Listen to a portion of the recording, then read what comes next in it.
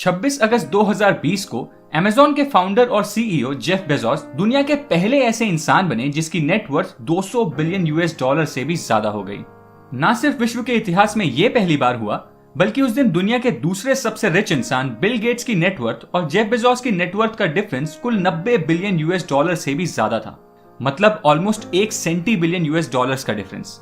पर दोस्तों, एक टाइम ऐसा भी था जब जेफ बेजोस अपना करियर शुरू करने से पहले मैकडॉनल्ड्स में as a short order line cook काम किया करते थे। दोस्तों, उस मैकडॉनल्ड्स की जॉब से लेकर richest man in modern history कहलाने तक का इनका सफर कैसा रहा, वो आज हम इस वीडियो में जानेंगे।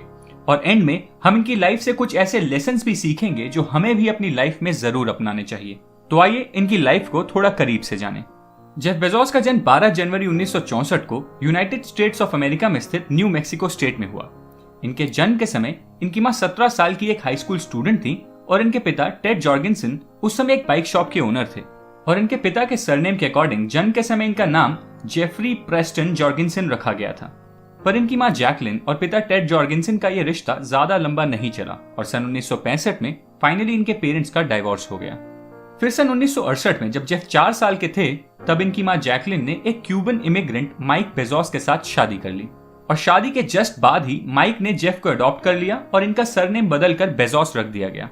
दोस्तों, जब जेफ 10 साल के थे, तब जाकर इन्हें यह पता लगा कि ये एक अडॉप्टेड चाइल्ड है एंड इनके बायोलॉजिकल फादर माइक नहीं बल्कि टेड जॉर्गेनसन है।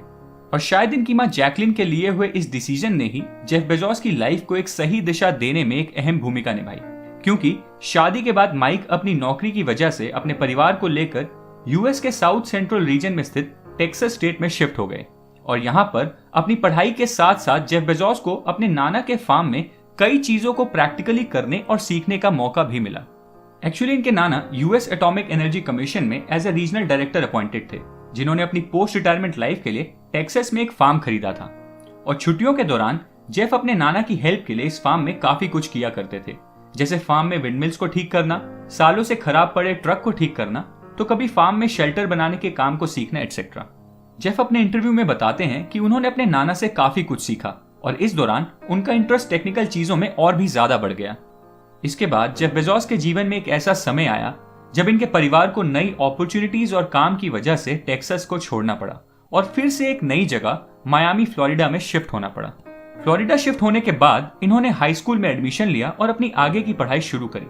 और यही वो टाइम था जब इन्होंने 18 साल की उम्र में पढ़ाई के साथ साथ कुछ एक्स्ट्रा पैसे कमाने के लिए मैकडॉनल्ड्स में नौकरी भी करी। और इतना ही नहीं, बल्कि इस दौरान ये यूनिवर्सिटी ऑफ फ्लोरिडा जाकर स्टूडेंट साइंस ट्रेनिंग प्रोग्राम भी अटेंड किया करते थे। ये सब कुछ करने के बावजूद भी जेफ बेजोस 1982 में अपने हाई स्कूल बैच के टॉपर थे। इसके बाद इन्होंने प्रिंसटन यूनिवर्सिटी से 1986 में BSc in electrical engineering and computer science की डिग्री हासिल की।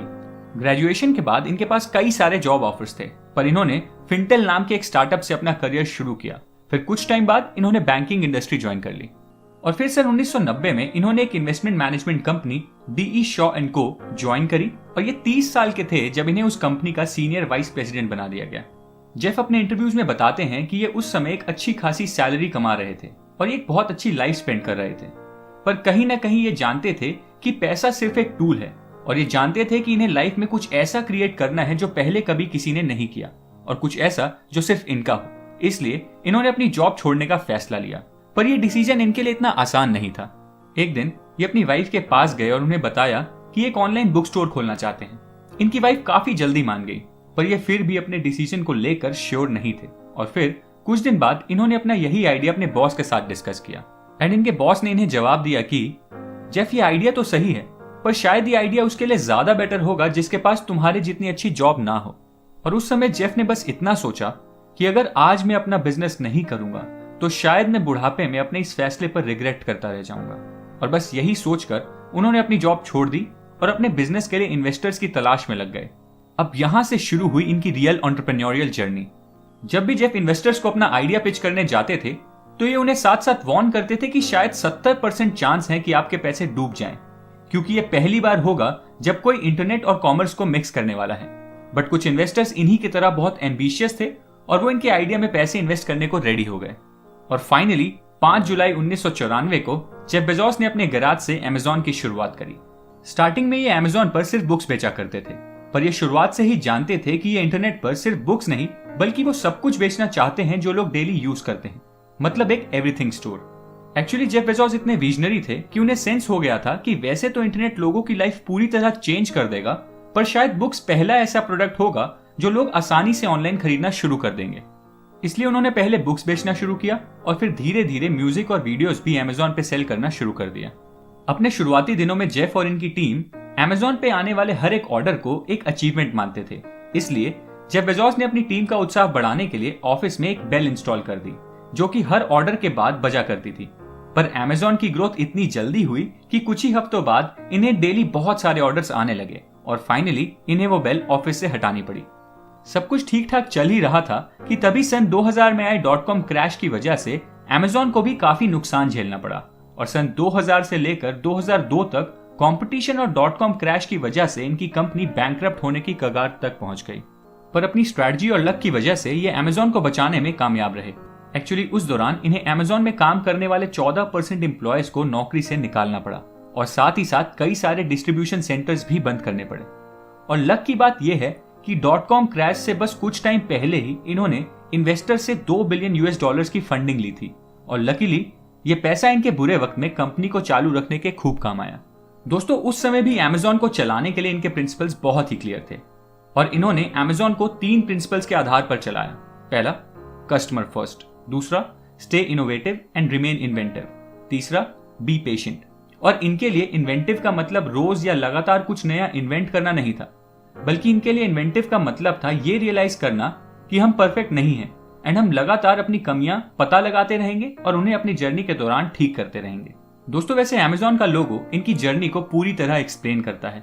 अमेजोन के लोगो में जो एरो नीचे ए से जेड तक जाता है वो ये दर्शाता है कि अमेजोन एक ऐसा स्टोर है जहां आपको ए टू जेड अपनी रिक्वायरमेंट का हर सामान मिल सकता है, मतलब सिर्फ बुक्स से लेकर सब कुछ तक का सफर। पर जेफ बेजोस सिर्फ अमेजोन तक ही नहीं रुके, ये और भी कुछ बड़ा करना चाहते थे। इसलिए इन्होंने सन 2000 में ही सीक्रेटली एक human space flight startup company शुरू करी जिसका नाम था ब्लू ओरिजिन। और ब्लू ओरिजिन में इनका विजन है कि ये चाहते हैं कि लोग आज जैसे एयरप्लेन्स के जरिए पूरा वर्ल्ड घूम पाते हैं, वैसे ही लोग एक दिन स्पेस फ्लाइट के जरिए पूरा यूनिवर्स ट्रैवल कर पाएं। जब लोगों ने इनके इस आइडिया का मजाक उड़ाया तो जेफ बेजोस ने सिर्फ यही जवाब दिया कि इंटरनेट से पहले लोग सिर्फ दुकानों पर जाकर ही सामान लिया करते थे एंड किसी ने सोचा भी नहीं था कि कभी कोई स्टोर ऑनलाइन भी हो सकता है।